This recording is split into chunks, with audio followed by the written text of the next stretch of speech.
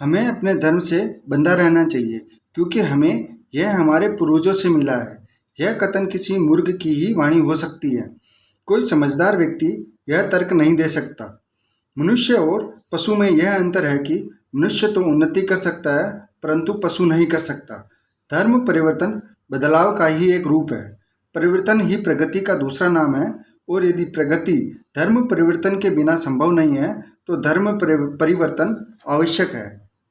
एक प्रगतिशील मानव के मार्ग में पूर्वजों की देन धर्म कभी भी अड़चन पैदा नहीं कर सकता। धर्म परिवर्तन के विरोध में एक और तर्क दिया जा सकता है। धर्म परिवर्तन को पलायनवाद की मनोवृत्ति कह सकते हैं।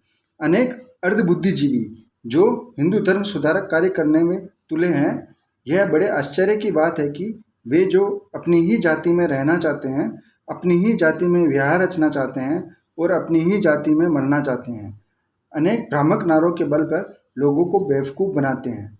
वर्षों पहले अमेरिकी निग्रो की हालत भारत में अछूतों जैसी ही थी।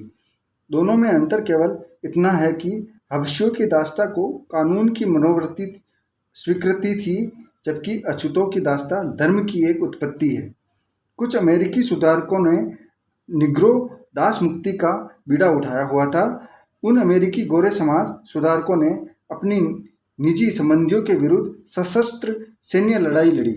उन्होंने हजारों गोरों अमेरिकों की जान से मार दिया क्योंकि वे दास प्रथा जारी रखने के समर्थक थे और ऐसा करते हुए अमेरिकी गोरे सैनिकों ने भी अपने खून का बलिदान दिया। इतिहास की इन घटनाओं के समक्ष अमेरिकी समाज सुधारकों की तुलना में भारतीय सुधारक तो किसी गिनती में नहीं आते। अपने आप को भारत के अछूतों के उपकारी कहने वाले सुधारकों से कोई पूछे कि क्या आप अपने ही हिंदुओं व भाइयों के विरुद्ध गृह युद्ध लड़ने को तैयार हो, जैसा अमेरिकी गोरों ने अपने ही गोरे भाइयों के विरुद्ध हबशियों के निमित्त लड़ा था? अगर नहीं तो यह लंबी चौड़ी सुधारकों वाली बातों का क्या सार? अछूतों के निमित्त लड़ाई का दावा करने वाले हिंदुओं में सबसे महान हिंदू गांधी है। वे किसी सीमा तक साथ दे सकते हैं।